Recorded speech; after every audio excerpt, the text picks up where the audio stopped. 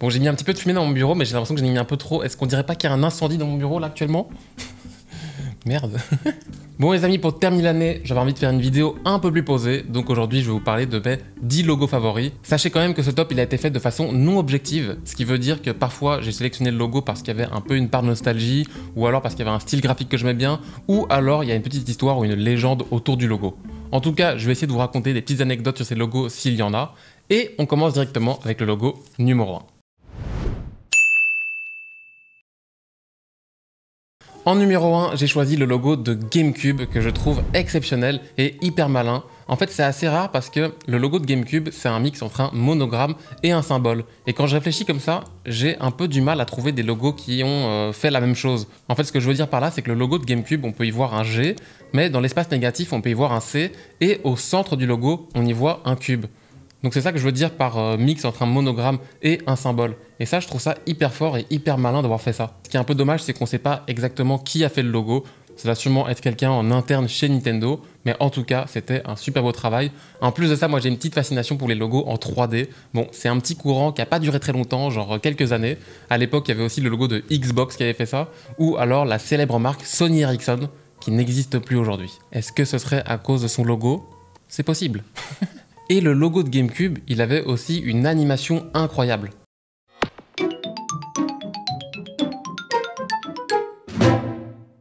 Si vous avez eu la GameCube quand vous étiez petit, c'est obligé de vous faire quelque chose.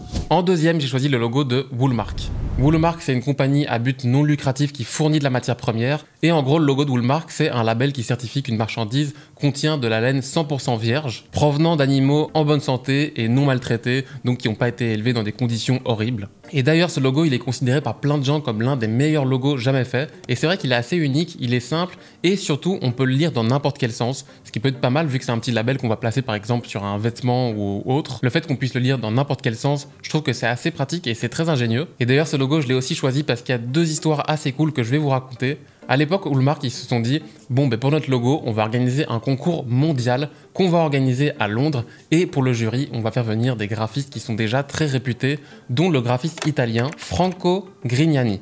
À l'époque, il a déjà une super bonne réputation et il est tout content, il a participé au petit jury. On arrive quelques semaines avant la date butoir du concours et là, je vous rappelle que c'est un concours mondial. On a en fait le représentant de l'Italie qui va venir voir Franco et qui va déjà lui montrer les logos qui ont été sélectionnés pour représenter l'Italie. Et là, en fait, Franco, il est un petit peu mal à l'aise parce qu'il trouve que les logos ils sont assez médiocres et il est gêné de savoir que c'est ça qui va représenter son pays. Donc là, peut-être que vous voyez où est-ce que je veux en venir.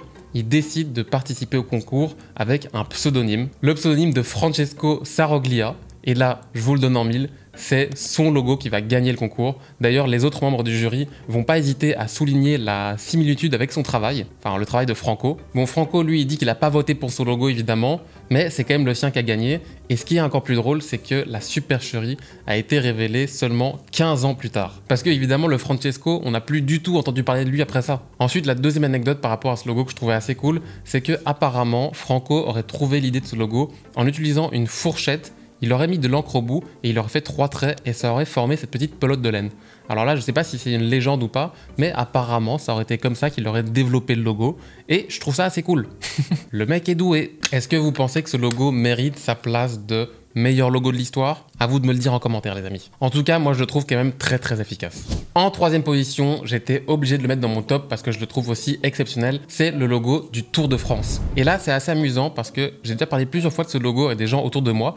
Et il y a plein de gens, en fait, qui n'ont jamais remarqué le petit symbole caché dans ce logo. Donc je me dis que parmi vous, il doit y en avoir qui ne l'ont jamais vu non plus. Après, je pense que les gens qui sont fans de vélo et du Tour de France connaissent le petit symbole caché. Mais donc le logo du Tour de France, c'est un logo typographique. Déjà, je souligne l'efficacité de l'agence Sagwez & Partners parce que c'est pas du tout évident de faire un logo typographique avec un nom aussi long. Le Tour de France, le truc c'est une phrase en fait. Ils ont réussi à faire un travail qui est assez remarquable. Donc on a cette typographie qui a été faite en 3 lignes. D'ailleurs, la typo m'a toujours fait penser un petit peu à la signature de Picasso. Je sais pas si vous voyez ce que je veux dire. Donc ça fait une typographie assez unique et là j'en viens au symbole caché. Dans la typographie, on peut y voir un cycliste. Donc le cycliste, on le voit sur la lettre R.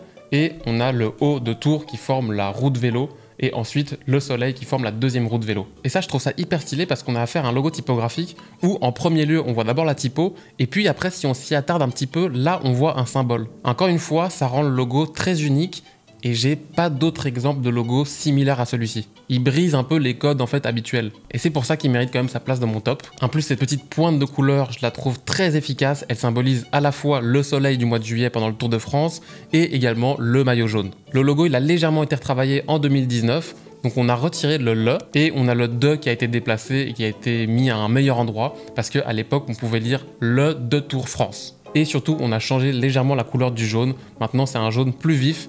Et j'avoue que ça, je comprends un petit peu moins ce choix. On en vient à la 4e position. D'ailleurs, je ne l'ai pas précisé, mais l'ordre n'a pas vraiment d'importance. Il fallait que je choisisse un logo de super-héros. Et donc, j'ai évidemment choisi celui de Batman. Bon, Batman a eu plein de logos différents. Moi, je parle de celui de 66, qui a pour la première fois eu la couleur jaune. Et je trouve que ce logo dégage une puissance. Le fait qu'il soit dans une ellipse, que ça soit une symétrie parfaite, qu'on y voit la silhouette de Batman et en même temps une chauve-souris. Même le fait d'avoir mis de la couleur jaune dans ce logo, je trouve ça super osé. Ça me serait jamais venu à l'esprit de mettre du jaune pour un logo de Batman. Et pourtant, ça marche hyper bien. D'ailleurs, pour le poster du film sorti en 89, réalisé par Tim Burton avec Michael Keaton et Jack Nicholson, ils ont choisi, pour l'affiche du film, de mettre uniquement le logo. À l'époque, ils l'ont compris que le logo était surpuissant. Il se suffit à lui-même en fait. En plus de ça, ils ont engagé un artiste qui a fait un travail à l'aérographe et ça ajoute un petit côté un peu chromé au logo que je trouve assez incroyable. Je suis à 2 doigts de mettre cette affiche en fond d'écran sur mon téléphone. En 5e position, j'étais obligé de mettre le logo de MTV parce que tout simplement, il a révolutionné quelque chose dans le monde du logo. D'ailleurs, j'ai fait une vidéo dédiée au logo de MTV il y a quelques années, donc si ça vous intéresse, je vous invite à aller voir cette vidéo, je la mettrai dans la description. Mais en 2 mots, à l'époque, ils ont révolutionné le monde du logo et l'identité graphique avec ce qu'on pourrait appeler une identité fluide. En fait, ils se sont affranchis des codes qui disaient qu'on ne pouvait pas toucher à un logo, que c'était sacré, qu'on ne pouvait pas le modifier. Eux, ils se sont dit, en fait, on va faire un logo en noir et blanc et on va inviter plein d'artistes à réinterpréter le logo en changeant un petit peu sa forme, sa texture, sa couleur, en faisant de l'animation, etc. Et donc, tous les jours, on avait droit à une nouvelle animation du logo à la télévision. Et ça a énormément contribué à rendre la chaîne plus populaire. On a même carrément Bob Ross qui a fait une interprétation du logo MTV. There. MTV, the land of happy little trees. Mais ils ont vraiment été les premiers à se dire « Ok, notre logo, en fait, on va pouvoir le modifier. On va pouvoir le réinterpréter, on va pouvoir s'amuser avec, en fait. » Quelque chose qui se faisait pas du tout à l'époque. Allez voir ma vidéo si vous voulez en savoir plus. Bon, là, on arrive à la sélection d'un logo qui va créer de la polémique et la controverse parce qu'il ne respecte en rien les codes d'un bon logo. C'est le logo du film Casper. Bon, vous allez me prendre un peu pour un fou, mais ce logo, je le trouve hyper agréable à regarder.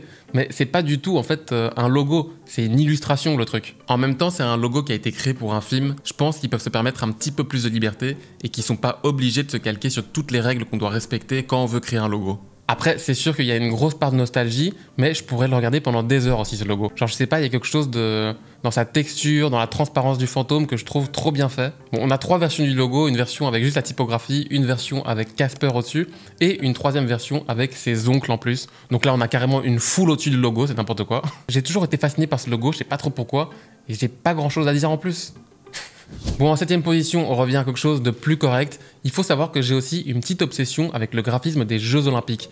D'ailleurs, je travaille en ce moment sur une vidéo vraiment dédiée à ça parce qu'il y a vraiment plein de choses à raconter. Quand vous êtes une agence et que vous êtes choisi par votre pays pour créer la nouvelle identité graphique des Jeux Olympiques, il y a un travail colossal. Et donc, j'ai choisi le logo des Jeux Olympiques 1968 qui a été organisé au Mexique. Déjà, ce logo, il est super reconnaissable. On n'est même pas obligé de lire la typographie, on sait déjà de quel logo il s'agit. Et surtout, tout le travail qu'il y a autour du logo, tout le travail d'identité graphique est vraiment une masterclass à l'époque. L'identité est tellement puissante qu'elle va influencer toutes les prochaines éditions des Jeux Olympiques. Ce logo, il existe en expansion avec plein de lignes et ce travail de lignes, on va le retrouver partout, même carrément sur des vêtements. La façon dont les anneaux ont été intégrés dans le 68, c'est super intéressant. Il y a vraiment un gros travail qui a été mené par Pedro Ramirez Vasquez et toute une équipe. À l'époque, c'était vraiment unique et comme je vous le disais, il va vraiment y avoir un avant-après cette édition des Jeux Olympiques. Je reviendrai plus en détail dans la future vidéo. Ensuite, j'ai choisi quelque chose que vous n'avez sûrement jamais vu parce qu'il s'agit du logo d'un restaurant pas très loin de chez moi et qui me faisait justement penser au logo de Mexico. À mon avis, il y a peut-être une petite inspiration. C'est le logo du restaurant Le 203. À chaque fois que je passe devant ce restaurant, je vois le logo et je le trouve trop bien fait. La façon dont le 2 et le 3 sont connectés et sont en même temps entrelacés dans le 0, je trouve ça super graphique. En plus, personnellement, je trouve que c'est pas du tout évident de faire un bon monogramme avec uniquement des chiffres. Et là, c'est super réussi. Je trouve qu'il y a un équilibre incroyable dans le logo. Malheureusement, j'ai pas réussi à retrouver qui avait fait ce logo. J'aurais bien voulu savoir. Finalement, au montage, j'ai trouvé un petit peu par hasard qui avait réalisé ce logo et il s'agit du graphiste Dustin Holmes. je vous invite à aller voir son site, il fait vraiment un travail très qualitatif. Pour cet avant-dernier logo, j'en ai choisi un qu'on voit hyper souvent. Et en fait, je trouve que parfois, il y a des logos qu'on voit tellement souvent qu'on se rend peut-être plus forcément compte qu'ils sont vraiment bien faits en fait. Il s'agit du logo de 007. Je trouve qu'on souligne pas assez le fait que la façon dont le chiffre 7 fait également la crosse du fusil est super astucieuse. Et la toute première fois qu'on a vu ce logo, c'était en 1962 sur un poster de James Bond pour le film Dr. No. Et après, ce concept, il a jamais été abandonné jusqu'à la version finale qu'on connaît aujourd'hui, qui date quand même de 1995. Et surtout, faire un logo avec un fusil, ça peut très rapidement faire beauf, mais dans ce cas-ci, on a plutôt affaire à un logo qui est assez classe. Déjà parce qu'il est en noir et blanc, et surtout parce que les chiffres, ils ont des super beaux déliés. Il est très élégant ce logo, donc rien que pour ça, il mérite sa place dans mon top 10. Et ensuite, pour terminer, j'ai choisi de mettre le logo de la F1 de 1994, pas le dernier qui a été fait en 2018. Encore une fois, je trouvais ça assez malin d'avoir le F qui est hyper bold et qui symbolise la puissance, le 1 en négatif, et puis ensuite les petites lignes en rouge qui symbolisent la vitesse. C'est vraiment un super beau travail. Malheureusement, le logo il a été changé en 2018 parce que les responsables commerciaux estimaient que le logo ne représentait plus assez l'époque et qu'il était un petit peu trop vieillot. Ça a été très mal perçu quand ils ont annoncé le nouveau logo, parce qu'évidemment il y avait une petite part de nostalgie et tout le monde était super attaché à l'ancien. Mais il faut savoir qu'en général c'est jamais juste un petit logo qui a été modifié, c'est toute une charte graphique qui a été rafraîchie. Et ça ils ont souvent expliqué que les gens allaient s'en rendre compte petit à petit. Et c'est vrai que le nouveau logo est un peu plus moderne et que l'ancien est peut-être un peu vieillot, mais j'ai quand même un attachement particulier avec l'ancien. D'ailleurs, je serais curieux de savoir si vous préférez l'ancien ou le nouveau. Et en bonus, je mets également le logo de la NBC, j'y ai pensé parce qu'en fait, il a aussi un espace négatif au milieu. C'est ce logo avec le pan et ses 6 queues de couleurs différentes. Et d'ailleurs, ce logo, il a été designé en 1986 et il a pas du tout vieilli. On a l'impression qu'il a été fait il y a quelques années, alors que pas du tout, il a été fait il y a plus de 30 ans. Donc franchement, chapeau au graphiste qui a réalisé ce logo. Bon les amis, c'est tout pour ce petit classement de mes 10 logos favoris. J'avais envie de faire une petite vidéo un peu plus posée comme je vous le disais en introduction. Je serais d'ailleurs très curieux de connaître vos logos favoris, donc n'hésitez pas à me faire un petit top 3 de vos logos préférés en commentaire. Et n'hésitez pas non plus à dire pourquoi vous les aimez. En tout cas, je vous souhaite à tous une très bonne fin d'année et de joyeuses fêtes. N'hésitez pas à venir me suivre sur les réseaux sociaux comme Instagram ou Twitter. Et moi je vous dis à très bientôt dans une prochaine vidéo. Ciao!